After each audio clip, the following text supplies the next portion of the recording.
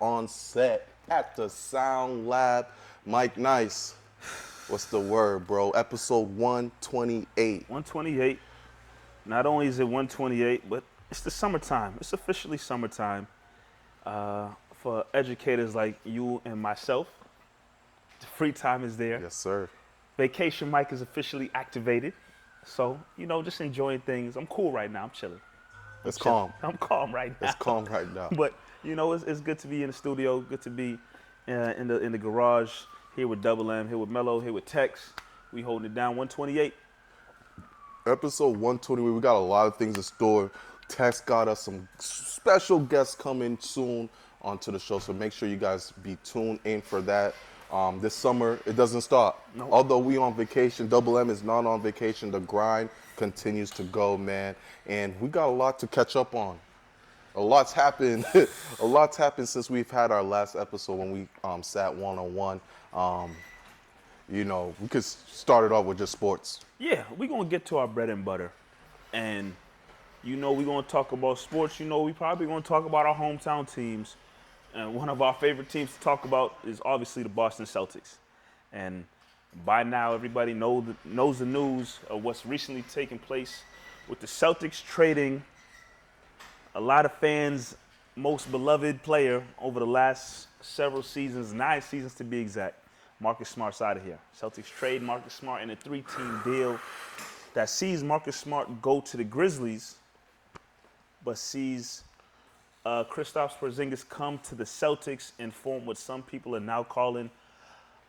Don't even do that. Some people are now calling it. We're not that some people. The new Big Not, Three, Marv. It's not no damn Big Three. It says Celtics now got 3 20-point scorers on the team. That makes a Big Three. So there's a lot of Big Threes in NBA. Then. All right, well, people are calling it what it is. Kristaps Porzingis is what is he, a one-time All-Star? Has he ever been an All-Star before? Never been an All-Star. Stop. Come on, let's put some respect. Listen, I've seen in the media, I've seen reports But saying, do you call it Big Three? hell no, Then I don't call that. Then don't bring it up. No Big Three, but that's what's going to get pushed. No, now that the Celtics got another big-time scorer on the roster, a lot of people feel like he is the missing piece. One person in particular who believes he's the missing piece is one Stephen A. Smith, who says the Celtics are now the favorite in the East with that trade. But before we get to Kristaps Porzingis coming to the Celtics, let's talk about Marcus Smart, because again, he spent 9 seasons here. His first year here was Rondo's last year here, I believe. Yeah. His first year here was With also Brad Stevens' first year as well. So Marcus Smart's been around for a lot, and he has seen a lot of variations of the Boston Celtics teams. He's seen Celtics teams that weren't supposed to be successful but go very deep into the playoffs. He's seen Celtics teams that had the hype to win a championship that collapsed and fell out in like the second round. And then these last couple of years of seeing a team that is supposed to go all the way and just have failed to live up to expectations. So Marcus Smart has seen a lot, but what are your thoughts and feelings on Marcus Smart being traded from the Boston Celtics after 9 years with the team? Yeah, so you knew that this time was going to happen eventually with Marcus. The team needed a quick shakeup. It needed something to go. When you looked at this 3-guard lineup with White, Smart, and Brogdon, you knew you couldn't go into this year. It would have been irresponsible to go into this year with that lineup again of those 3 without shaking it up.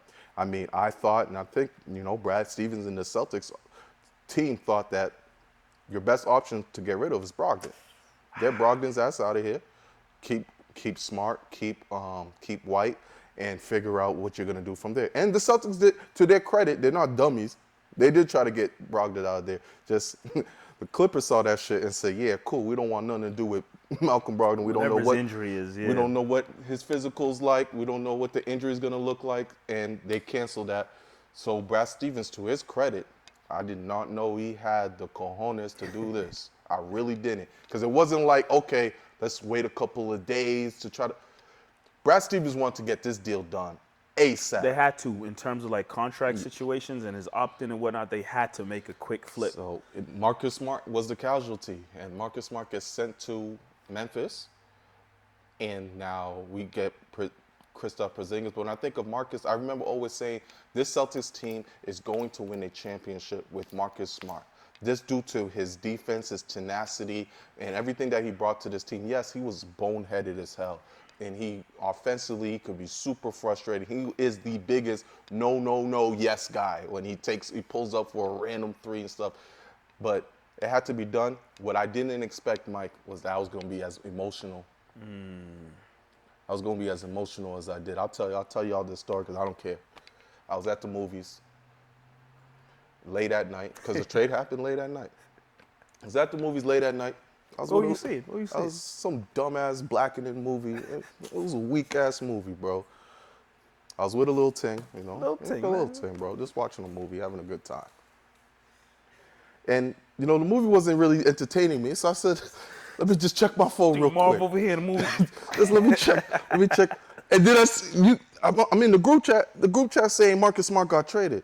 It messed me up. How am I supposed to focus on the movie with Marcus Smart? And I was on my phone the whole time, just like, wow, Marcus Smart really left. And the next day, I'm just thinking about it, like, damn, this dude's been around for a minute. Since he's part of that new regime, when Doc Rivers, the Celtics, and all them left, Marcus Smart was supposed to be our next guy. I mean, when we got him, we thought he was going to be the point guard of the future. That obviously didn't work out, but he became something very special to Boston and what he meant to Boston. So it hurt me more than I expected it to hurt. Yeah, I definitely agree with one of the first things you said in terms of, you know, we all want to hope and believe that, you know, this current version of the Celtics, the Tatum and Brown era, the Celtics is going to win a championship. And you figured that Marcus Smart was a part of that core. That, okay, Celtics are going to do whatever they can to build around Tatum, Brown, and Smart and try to get a championship out of that team. So figured Marcus Smart was in here for the long haul, right next to Tatum, right next to Brown. You know, they turned him into the starting point guard. You figured, you know, that was their core three guys that they're going to roll with. So to find out that they traded him was unexpected. It was definitely unexpected. I know people are saying, and you just said as well, you know, Brogdon probably had to be the guy to And go. we had that conversation before the trade. Yeah, we was like, yo, I was telling you, Brogdon's got to go. And I hate it because I'm a big fan of Malcolm Brogdon. He had an amazing season, won Sixth Man of the Year. Obviously, he caught a lot of heat in the playoffs and especially in that series against the Heat because he chose to play through an injury. And in playing through that injury, he was absolutely garbage. He was trash the whole series. Everything he did, offensively, defensively, he didn't give the team nothing. And, you know, a lot of people are killing him for that and kind of just forget the fact that he probably had one of his most healthier seasons of his career. And even though he took a back seat and a lesser role with the Celtics, he still managed to win the Sixth Man of the Year award. So I'm a huge Malcolm Brogdon fan. And I definitely didn't want to see him go. And then when the trade initially happened with Brogdon, and I think I tweeted this out, something about losing Brogdon is not going to sit right with me because, you know, I feel like he does a lot of things that are very helpful to this Celtics team. But as we saw, the trade didn't go through because teams are looking at his health report and they're like, yeah, cool. No one's touching that guy. But then when Brad Stevens made the quick flip to Marcus Smart, yeah, I think emotionally it's like, damn, he's been here for 9 years. That's a long time to be with a franchise, especially in this day and age where guys are usually flipping teams left and right unless you're Curry or Dame. Especially or role players. Yeah, role players don't stay on teams like long. if you're not a superstar, all-star, you know, most likely you're switching teams. Marcus Smart, you know, 9 years, like I said, is a lot. So that part got to me. But at the same time, we've been saying, especially coming out of last season and how they collapsed and whatnot, we're not going to get into that. But obviously this team needed a change. They needed some type of change. Me personally, I felt as if the major change that needed to happen with this team was with the coaching staff.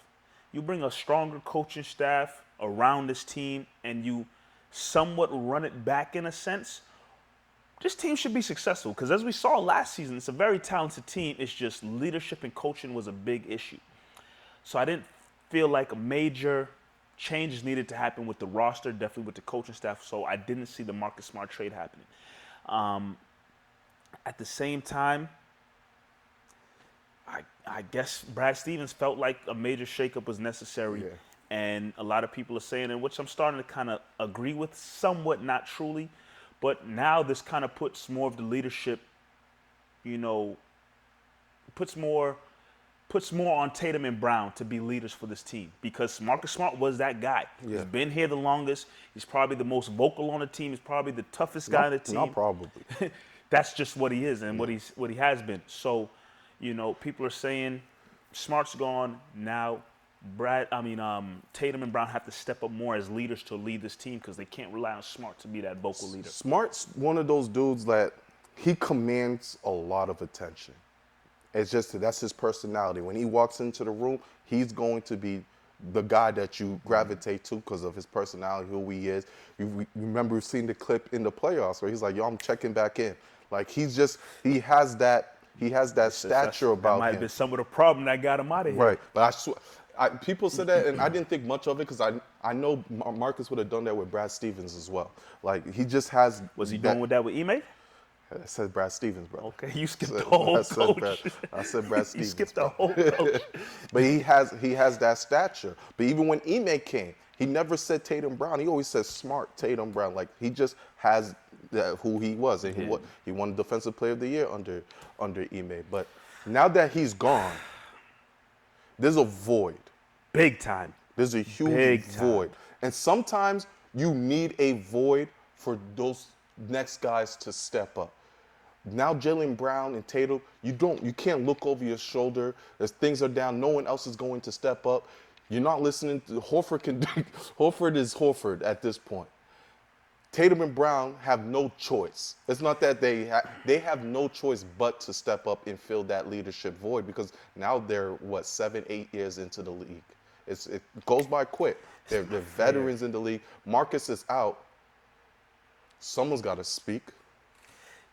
You're right, and you would hope that it's Tatum and Brown, but I guess I'm on the fence because, especially in the last 2-3 years, it shouldn't have to be this year now that Smart's gone. I would say in the last 2-3 years, Tatum and Brown should have been stepped up. I know Smart was kind of still there. They probably kind of brought Kemba along, and they brought Horford back, but for the last 2-3 years, this has been Tatum and Brown's team.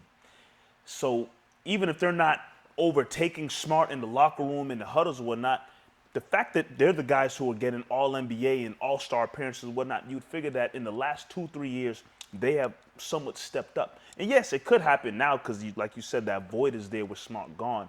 But my fear is 7-8 years in, are we just, this is who we have? Amazing. Oh, they're soft. Don't get me wrong. Amazing superstar, all NBA players, but them too soft. Do I really feel like, all of a sudden they about to step up and be the raw guy that Smart was? We don't need them to be raw. Not raw, but we saw they lack the proper leadership you would like to see out of your best players on the team. The fact that the Celtics have two of those guys with the same type of personality is kind of wild to see. So like you said, that's a big void that I feel like Brad Stevens needs to address. I know you brought in Porzingis and whatnot, but you have to address the fact that if you look down the list on this roster, Tatum, Brown, Horford, Porzingis, Brogdon, Derek White, Pritchard, Cornette, Hauser, who the hell is tough on this team? I think with Brad, I don't know if Brad's going to find it in players, but what he did do it in, he found it in coaches.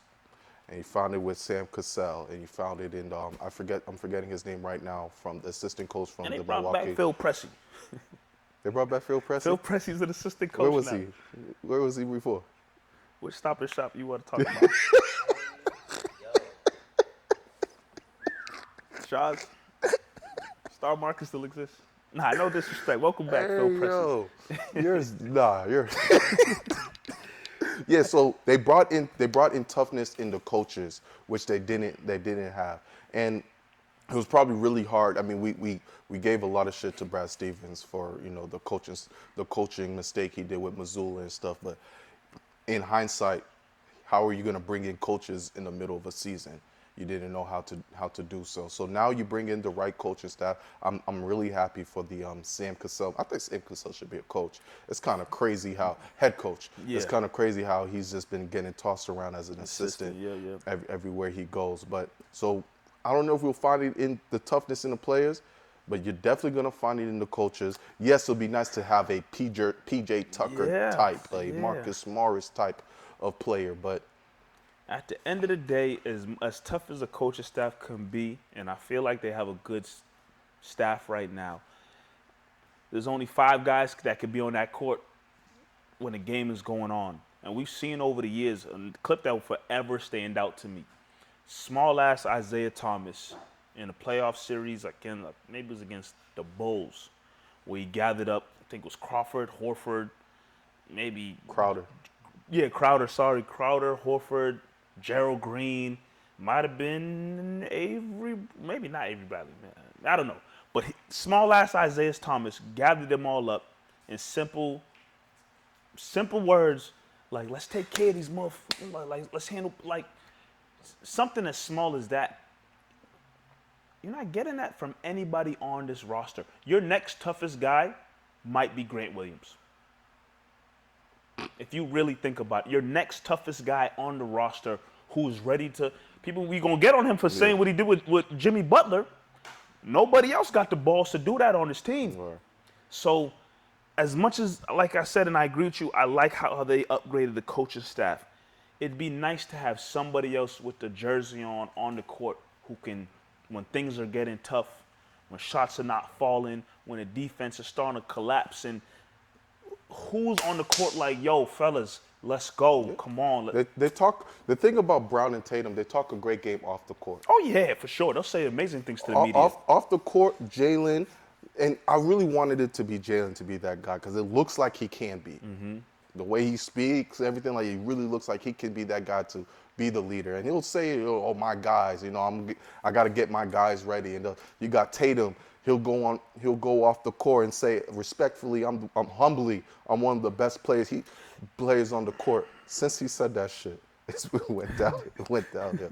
But they'll talk a great game, but it takes more than just putting points on the board. Mm-hmm. It takes a lot more, and I think losing to Miami when you are the clear favorite, the playoffs were destined for you to make it to the final.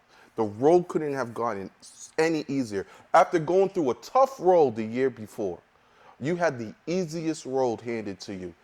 And the reason you didn't win is because your leaders could not lead. Your quote-unquote leaders could not lead. Yeah, I mean... Celtics are front runners. They've been front runners for a while. And I mean, that's just what we have right now in this current era, this current version of the team. Brad Stevens has made it clear they're building around Tatum and Brown. I've said it before in this podcast. I'll say it again. If Ime coached last year, they're winning the championship because I feel like with Ime and Smart still on the team, they had a great foundation. And even to now, even losing Smart, somehow, some way, this trickles back. If Ime never did what he did, if Ime never got in his situation. If he wasn't so horny, he would have been chilling. Because you got Smart comes out and says, man, I want to retire as Celtics. I'll be real with you. Say the Celtics got a championship last year or the year before. He probably retires as Celtic. A lot of things change. A lot of things change, but again, it trickles back down some way, somehow, to the fact that Ime really screwed up an amazing run that this team could have been on. Because, yeah, they fell to Golden State that year, but I feel like Ime back a full year, the whole team bringing in Brogdon, just have everybody on that same identity that Ime brought to the team defensively. I felt a championship was coming. But here we are, and now we're seeing the trickle effects. Ime was great because he brought toughness. The only problem with Ime was he was the toughest person on the floor for the Celtics. Celtics still were getting, we forget, the Celtics were getting punked last year with Ime on the floor. Celtics lost to the Golden State Warriors because they got punked by Draymond Green. Once Draymond Green woke up after the first 2 games, he was ass. Draymond Green started getting into his antics, got into the Celtics' heads, and it was over from there. That's why the Celtics lost. Yeah. They were more talented. They were more talented than Golden State. And I know as time goes on, people are just gonna say, "Oh, Golden State. That was a dynasty. That was just a great team." I'm never gonna let that go. I'm never because the Golden State, they weren't that great. Yeah, but You the were a better dynasty team. found. That's why that finals. It bothers me, but it don't bother me because yeah, Celtics talented wise, were a better team to a certain extent. Better team. No, you're a better team. But I feel like because Draymond Green got into his antics and because Curry stepped up and because Clay and Kerr, I feel like Clay didn't do shit. he didn't do much, but what they've been through over the years also helped, especially they punked the Celtics more tougher than the Celtics, but on the Golden State side, they had the DNA to get them to where they got to. So that series bothered me, but we don't want to go back. Yeah, no, that goes to show that just even though Ime was the toughest person there and he instilled toughness, Celtics they couldn't let it go. Well, it's on Brad. I would like to believe Brad understands what this team might be still lacking, and everything coming out after this trade is Celtics got a lot more work they still want to do and still moves they want to make and players they're probably targeting. Obviously, I think their main goal right now is to get the Jaylen Brown contract out the way and sign him back, and then they'll figure out things from there. But they definitely have more work to do. But, let's quickly touch on the fact that they do have Porzingis now. And Porzingis last season probably had the best season of his career. Had him on my fantasy with team. Washington. He stayed healthy. And staying healthy, he averaged, 20-something and 8? 22 and 8. 22 and 8, which is solid, which is very solid. Couple blocks. Who's counting? A couple blocks. I mean, listen, add another guy who could get buckets at that position, that's great because Horford ain't doing it. Rob Williams been in the league 5-6 years, still don't know how to make a jump. Low post presence. Yeah, you need somebody else down there. And even with Porzingis, I still think if they can have another piece of insurance off the bench, because you already know Horford probably not playing back-to-backs, and you got to prep for Rob possibly missing time, even Porzingis possibly missing time. They probably going to say, well, Cornette's still here. I'm good. But I'm not going to be mad that Kristaps Porzingis is a Boston Celtic. I have no issue with it at all. No, I'm not upset with it.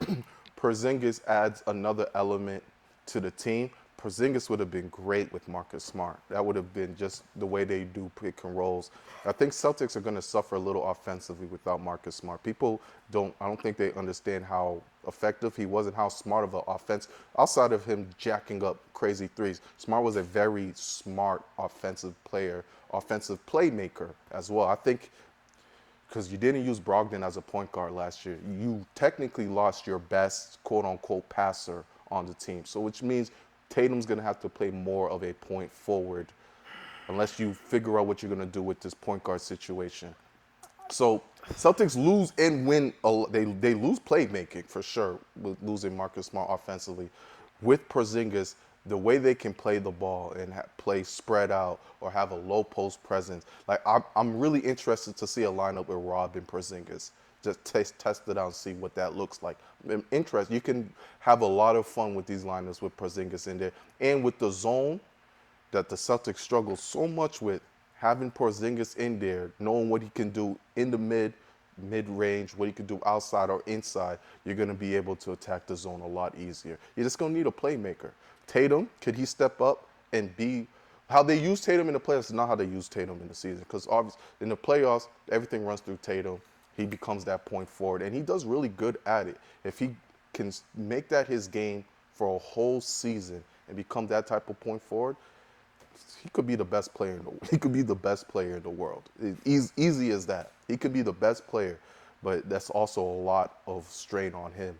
Yeah, that, and I also feel, and you get glimpses of it here and there, but I know this gets brought up a lot, but I would also like to see Tatum and Brown play off of each other way more than they do. Sometimes it gets brought up to the fact that you got these two superstars on the team and they rarely assist to each other. They rarely assist to each other. And you have two guys who could go and get a bucket, I get it, but at the same time, You got two guys who draw a lot of attention where Tatum is 6'8", 6'9". There's no reason why he can't pick and roll and pick and pop off of JB. There's no reason why JB, as big as he is at the guard / forward position, can't pick and pop for Tatum. Like, there has to be more plays, and I'm hoping that as we speak right now, Joe Mazzulla is working with himself or the coaching staff to actually get plays in the book for the next season. But there's no reason why Tatum and Brown aren't playing off each other more, where sometimes clear the court out, spread it out, and say, Tatum, come set this pick for JB and make something happen. Brown, come set this pick for Tatum and make something happen. There should be more plays with them two going off each other moving forward instead of, like you said, the, his turn, my turn type of thing. It works kind of, but at the same time, I think you can be a lot more dangerous if you have those kind of plays in. But a little bit more depth, Celtics need for sure. Toughness somehow needs to be added. And the Celtics will be one of the top teams again in the East. Obviously, I think later on we could dive back in as we continue to move through the summer and see what kind of moves the Celtics continue to make. But I fully expect Brad Stevens to do what's right for this team to try to put them back in a position where they should once again be chasing for a championship. No doubt, man. When we get back, we got more to talk about here on Double M Live. We're going to switch gears a little bit and talk some music. Appreciate the Sound Lab, getting us right as always. Mike Nice, bro, we were just talking earlier, having a conversation. What happened? Laughing at Mellow. Having a conversation with Tex. I'll actually read this out loud. So there hasn't been a hip-hop song or album yet in 2023 that is charted. According to the new Billboard report, there hasn't been a hip-hop album or song that has reached #1 on the Billboard 200 or Hot 100 charts all year, a first since 1993. Now, there's many elements on why this could be possible. Tex, you brought up TikTok being one of the reasons. If you want to just repeat that real quick. Yeah, I was saying mainly that I don't even think it's picking me up. Because TikTok is out now, people have the ability to take snippets of really terrible songs, but snippets that are amazing, and they make the song sound like they're gems. But when you go and you listen to the song, it's only that 30-second snippet that Right. actually sounds good. Yeah, I mean, I think TikTok culture, first of all, this is still wild. Like, when I saw that, I was like, wow, that's a wild stat. Hip-hop is probably the biggest genre in the world. And now we can probably start seeing that, things have definitely changed with music going down the road. But just initial thoughts, Mike, of just when I told you there hasn't been a hip-hop song in 2023 that's reached the top charts, what was going through your mind? I mean, one thing that we briefly talked about was the fact that I believe, to the best of my knowledge, the more popular hip-hop artists have not dropped albums in 2023 yet, at least. You think of the guys who are really mainstream, are really well-known, the Kendricks, the J. Cole's, who's another name that he said? Kendrick, J. Cole, Future, Drake, yes. There's probably a couple more that I'm missing, but some of those are the top, people in the game that have really been holding it down over the last couple of years and really been making albums that everybody's tuned into. None of them have dropped anything in 2023.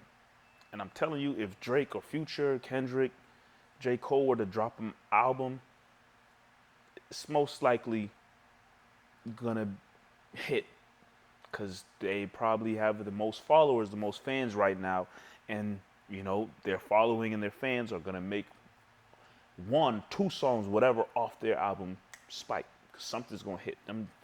Those dudes that we mentioned don't really miss right now. But none of them have dropped anything. And you have these other artists who are not on their level You know, me personally, I'm not tapped in with a lot of new music and a lot of new artists. That's just me personally. But you have a lot of new artists who just aren't on that level, and they're dropping albums, they're dropping songs, but are they gonna top the charts like you just said? Probably not. And I mean, when those mainstream, those bigger artists do drop, I'm sure if they drop before 2023 ends, you'll have a song that, you know, will be at what top of those charts and whatnot. But as of right now, hip hop is going to drop. Hip hop songs are going to get made. Artists are going to drop songs, but until you have the next person crack the Drake and the Kendrick and the J. Cole type levels, I don't see it happening. And like it's been on a decline. So even last year, only 6 hip hop artists, which were Tyler the Creator, Future, Kendrick, Pusha T, Gunna, and Lil Durk, saw top charting albums, while Future and Drake had "Wait for You" and Jack Harlow had "First Class" as number one single. So it's already, you can already see that it's been on the decline here. We mentioned Gunna. He just dropped the album. I think when this report just came out, it was right before Gunna's album just dropped. Young Thug just dropped the album last week. A couple new songs just got added, by the way, if you want to check that out.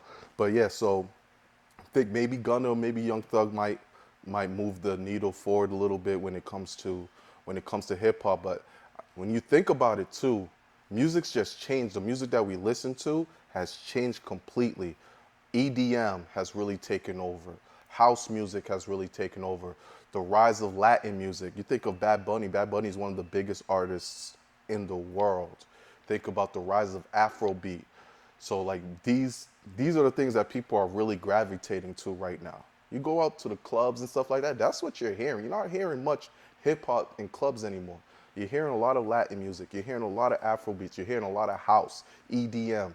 EDM is the biggest thing right now. Like it had a little wave. Now it's huge. It's everywhere. It's in every genre. EDM's in Latin music. It's in international music. It's in African music. It's everywhere right now. And I think just how we consume music has completely changed. And hip hop, which is still, I think, the most popular genre in the world, has taken a step back these past couple years to the rise of those genres. Yeah, international genres of music, it's definitely taking off. I mean, one that, you know, both of us definitely listen to Afrobeats for sure, taking off.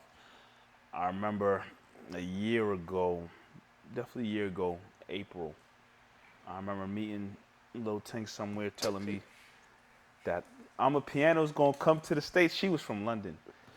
She said, I'm a Piano's gonna come to the States and really take off. I'm like, I'm a Piano, what's that? You know, she played a couple songs for me, and I'm like, okay, you know, we'll see. She said she's gonna take off in the States.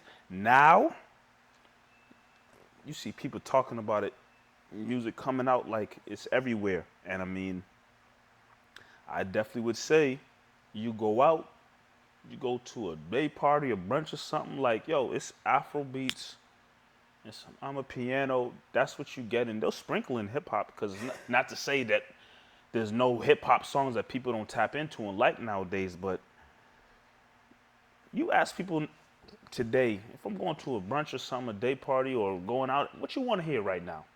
They're gonna be like, yo, give me some Afro beats. Let me get some Afro beats. That's what it is. Even dance hall, We'll get to that, yeah. We'll talk but about I know that. you're gonna bring that up. But yeah, like that's something, Afrobeats and piano, like those are really what people want to hear more than the usual hip hop. Like, yo, granted, again, I said this before, I say it again, I'm not as tapped in with the hip hop of today. But if I'm gonna go out and you put on some hip hop, I'm not gonna be a happy camper. I'm not.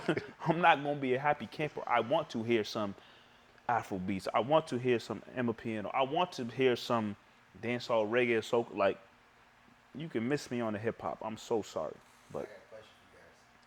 Do you think that I wouldn't want to call it the death of hip hop, because I don't think hip hop will ever die, but I think we're all noticing that hip hop isn't so much of the talk of the talk. It's not on it's not what everybody wants at the moment. Right. Do you think that has a lot to do with the repetitiveness of what hip hop has become? Yeah. Because they typically fit a mainstream or like a generalization of what every song that comes out nowadays is, you know? Yeah, so hip hop, the beauty of hip hop is it's ever changing. It will always adapt to whatever it is. Like you see hip hop when when reggaeton was hot, hip hop got onto reggaeton. When dancehall was hot, hip hop got onto that. When Afrobeat is hot, hip hop gets into that. And like Afrobeat, dancehall, reggaeton, they want that hip hop style of, because hip hop will always be forever. That will never change. Right now we're in the phase, like you mentioned, the TikTok phase.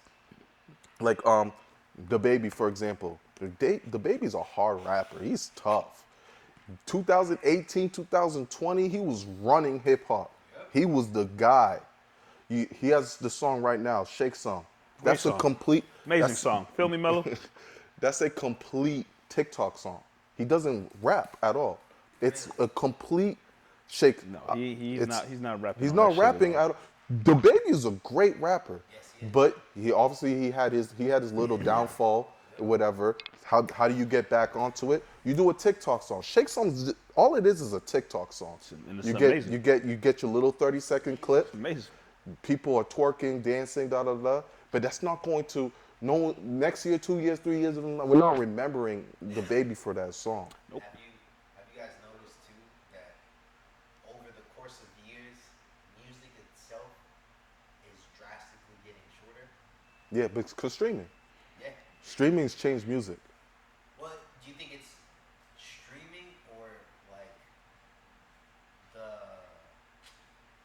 it's like not necessarily the availability of it, but like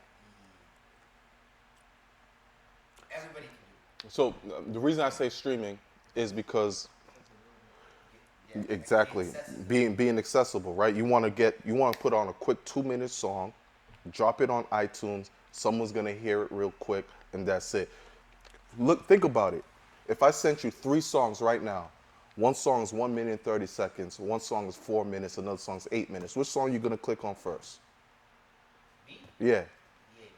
you're gonna click the 8-minute song. I think most people will go click on the 130. It's quick. I get it. Accessible. We're in a world right now. Instagram, Reels, right? What are Reels? Reels are 1 minute and 30 seconds. TikToks, 1 minute. We want things very quick, and music has to move that way too. Like, oh shit, nobody wants to hear. When's have we heard a hip hop song that has 3 verses? That shit is Don't gone, remember bro. I've caught myself listening to songs like, yo, why is this song still playing? Like, I'm like, oh, hold on. What am I talking about? Rappers having 3 verses on a song, that used to be the standard. This is like you always have 3 verses. That is gone. Have y'all noticed that? The 3-verse songs are over with. I definitely like Texas said. I definitely sometimes catch myself listening to old songs on my, It's like this song is and I'm like, yo, double. this song's still going. But And it's only like 3 minutes and 30 that's seconds. how it used to be. That's how it used to be. So times have definitely changed for sure. Even like look what Drake does this a lot. Travis Scott and I say Kendrick. Look what they do now with their songs. There's always a beat switch. Yes. Why is that? I don't like that. Man. Capture the It's attention because of the audience. you I don't need like that. So you'll give you a beat for 1 minute, and boom, there's a beat switch. Okay, it's like a different. I don't it's like songs just, like that at all. That's just the way it's I don't like going. it when the transition between the beats are. Cause I be wanting to download a song. I'm like, yo, I gotta download, but I don't want to hear the second half of this. That's just how the world's moving. But Drake does that a lot. What were you were gonna bring up the whole Right. dance hall and how things are shifted, but go ahead, speak Right. on So that. let's man- get back My to man Tex want to talk tonight. Feel me? let's get back to our roots. Our roots is really, the international things, international music, what we Real, like to real listen, vibes. what we like to listen to in the clubs, and there's been a huge shift. When we were coming up, late high school, I'd say mid high school, all the way up to our college, to a little after our college, was dancehall. Oh yeah, dance hall was the biggest thing. Talking vibes, Yes. talking Mavido, talking Buju Ban, everyone, all the legends. Dance hall was the thing. Yes. There was still Afro beats, there was still reggaeton, there was still Latin music, there was still all of these things. But dance You wanted hall, that dancehall to come on because you knew. dance hall was super busy at the time. It was just what we listened to, and that's kind of died. It's died off. Dancehall has really drastically, like soca's always been this thing. It'll always be steady. It will always be steady throughout because of Soca's carnival timeless. and Yeah, it's soca's timeless. Dancehall in itself has real one. You had one guy that really carried it big time. Yes, you had other, you had the pop cons and Vibes. everything like that, but Vibes was the head honcho. Where Afrobeats, people don't even know who the artists are, what they listen to most of the time. They listen, but Vibes was like the head honcho. He carried it, even though he was in jail the whole time. He's carried dancehall, and it's Tinker. You go to the clubs now. If they play dancehall, they're playing dancehall from our Yeah, there's era. no new dancehall that's really gonna pop off in no club right now. Other than Skilly Bang, and Skilly Bang that's more like trap dancehall kind. It ain't no vibes It's not. dancehall. It's not no. It's not no. Skilly Bang is probably the only artist right now that's getting hits out in American clubs and things like that. That American people are really listening to. I We really have- gotta. We have the song right now, Taliban, that's really hot. That's getting airways. But dancehall is really gone. And I think there's a couple. I have a couple theories, but I want to hear your. I wasn't gonna give a theory. I was just gonna really shout out to that era of like late high school. Bashments. Yo, They don't know about that, just had to man. shout out that era one time because when I tell you, you go to a bashment thing, you know, we had our college parties. Like, yo, when the dance hall is on, you may pull up with your boys. When them things come on, don't look for the fellas. Bruh, I still remember my first one. Don't look for the fellas, cause everybody gonna be. She don't want no wine, cause her man is close by. Don't look for the don't people wanna you wine, came with when them songs come on. And if you're looking for the people that you came with when them songs come on, you're doing something wrong. So shout out to that era because, That was like you said, from late high school, I remember my summers with. Oh my goodness. bro. I think when Hold Ya came out, that's 2011. It's my senior year of high school. Once Egyptian came out with Hold Ya, things was different. Things started. It's just he really opened the door. Obviously, it was still popping, but when Hold Ya came out, that song just started playing everywhere. Then you had the what song? You're busy. You're busy to all these songs. You're just busy. You're busy to all these songs. And so I think now with Afrobeats, really the past maybe 3-4 years has really taken up the scene, and it's very big, it's very popular. I think reason why Afrobeat might have a run just as big as dancehall or even longer, and it's really swiped. No, I wouldn't say wiped because it's not competing, but it's really silenced dancehall in the American mainstream. Is you can market Afrobeats. Dancehall is very vulgar. The language is so a lot of great dancehall songs will never play on radio due to you can't play virginity on radio. You know what I'm saying? Like this dancehall is a very vulgar genre. It says a lot of things that you can't really have kids listen to. There's some old dancehall songs I listen to now. I'm like, damn, I was bumping this. This is crazy. Afrobeat's more lighthearted. It's more lighthearted. It's more outside vibe. And the thing with Afrobeats, and I love Afrobeats, I really do. You can't get busy to as much Afrobeat songs as you could as dancehall. And like I said, that's no knock on Afrobeats. Afrobeats is great. But obviously, When he says busy, he means wine things. yeah, wine thing. You know, grab a shorty by the waist and, you know, oil your waistline, no stiff back. It's for another time. It's for another time. But nah, Afrobeats is great because the beat and it, you know, people get going. It's amazing. But for the people who like to grab somebody by the hand, spin them around and grab their waist and start moving the hips and the waist, I really feel like that is dying down. But And not to say there's no Afrobeat songs that can do that. could There surely definitely- are. But like But I don't think there's many good slow wine songs. now? Now. Oh yeah. In general, it's not anymore because you got genres like in general now, yeah, slow wine type of songs they don't The exist too much dance anymore. hall culture, because I still listen to dance hall. Like I still listen to it. When we're talking about the public, like how the public, the American, when you go to clubs and you go out. Like I still listen to dance hall, but dance hall is very violent now. There's no slow wine. It's very aggressive. It's very chop chop chop chop chop. It's very like I love it, but it's not Them something days I is can. done. Them It's days not. is done. Yeah, the slow wine stuff. You ask a DJ to play some slow wine, he's playing something from 2009 to 2015, the golden age. That's the golden age of dancehall. DJs don't understand. It's not even a DJ. I can't even say it's a DJ. So all because they could step into that bag and play a bunch of slow wine if they want to. But like, again, with the artists in this day and age, you're not getting too many. But think about it. Like think about artists. R&B. Slow wine is lost. Think about R&B enthusiasts, right? They be like R&B is not the same. It's Still laughing at me. It's lost. Mellow, it's lost. Slow wine is lost, bro. It's not the same. It is. anymore. It's not the same. 2023, slow wine not the same. Y'all ever listen to Brazilian music? I have listened to Brazilian music. Brazilian funk? What's the difference? That's like the Brazilian funk is like it's very similar to a Mapiano. Not familiar with that. So Mapiano is like high bass, like it's like techno house, like house. Is this Brazilian music slow It's wine like music, house. bro? No, Brazil. Hold on. Okay. Brazilian funk is not wine music. But All right. there's Brazilian music that's a step above wine. You talk about the other stuff. This guy talk about that other stuff. And all I'm trying to do is tell y'all the truth. This man talk about that. A step above wine?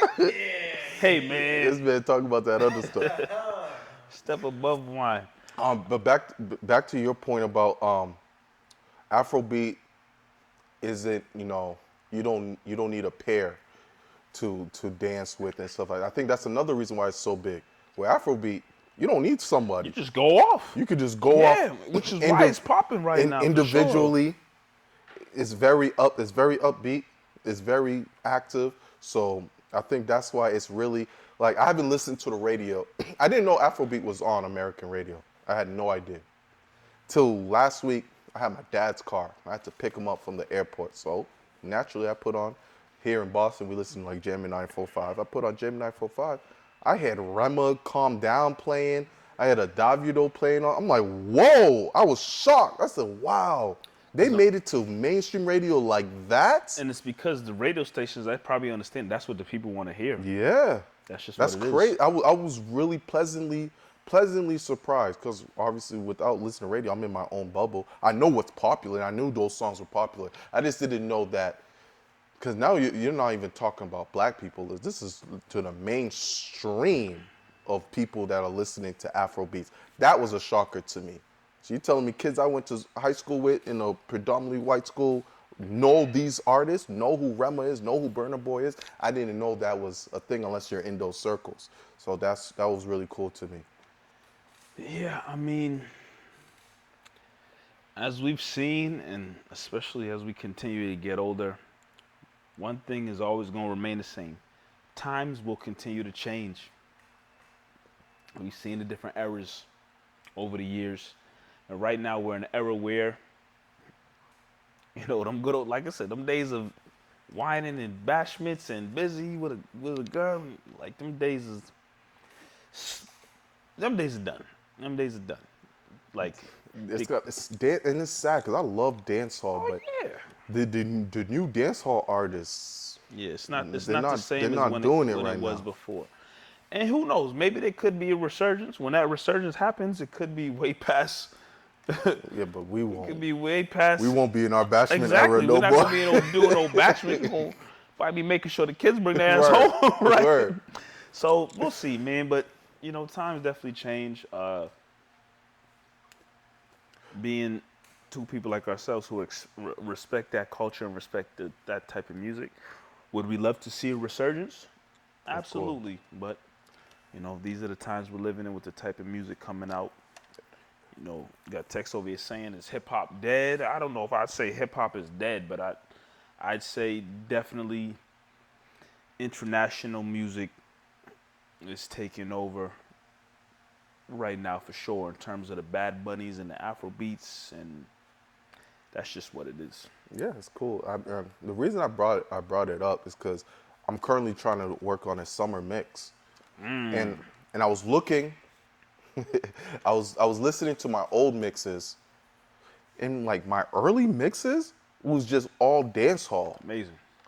It was all dancehall, and I saw the transition in my mixes of where it became to a point. My last mix was very Afrobeat Amapiano, and while I'm currently working on this mix, it's damn near all Amapiano, and I'm like, damn, I need to try to sprinkle in some dancehall, and the dancehall that I'm listening to now can't fit this mix. It not can't. the It just same. can't. It can't fix. So I gotta probably go back to the old bag and stuff. But it's crazy how music just changes. I want dancehall to be back to where it is. I mean, those are songs you can listen to when you're in the whip, when you got your little, what they call them now, passenger princesses right next to you, and she look back, she know what that is.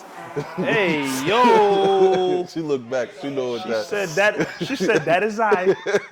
She's like, come on me.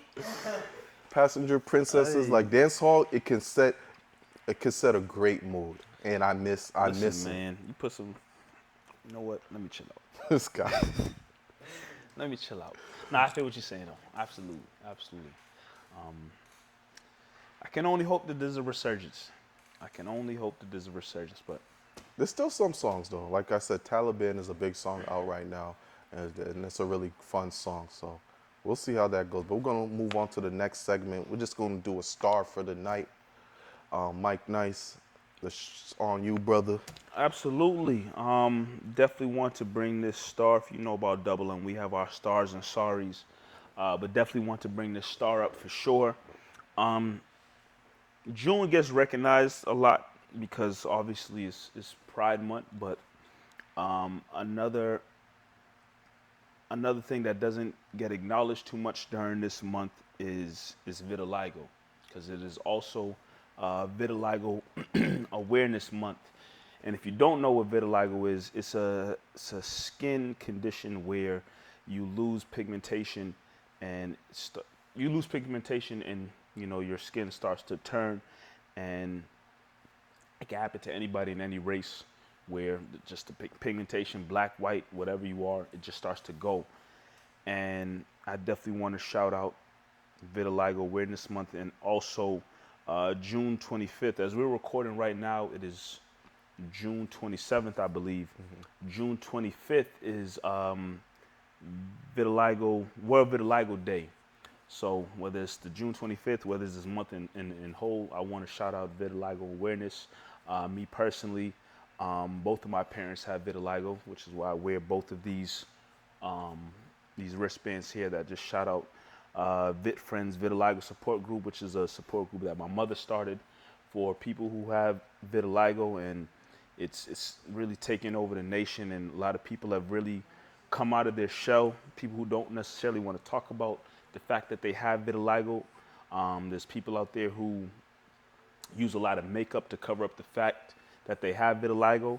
My mom created this support group to have people come out of their shell and have people connect around the world, around the country, and really embrace each other and really embrace the fact that, this is a skin condition that they have, but, this is not a contagious condition. This is not a terminal condition. Like, it doesn't mean that there's some kind of sentence on your life. It's just literally, the change in the pigmentation of your skin.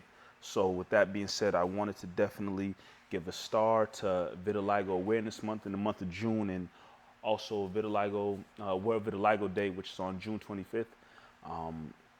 Shout out to all the people across the nation who are celebrating this month, this day, and for both of my mom and dad, shout them out as well for all the work that they do to support and lift up people around the world, around the country that have vitiligo. So that is my double M star.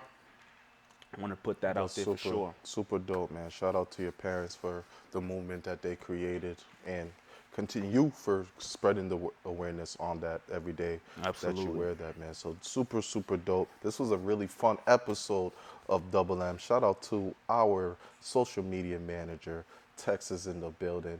Shout out to our guy, Mello, Sound Lab's greatest.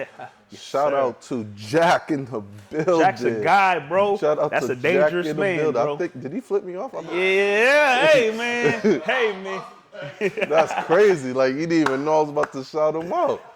Shout out to Jack, and shout out to the Passenger Princess in the building as well. Passenger Princess. This is Double M Live, episode 128. That's Mike Nice, DJ Mees. We are to the moon.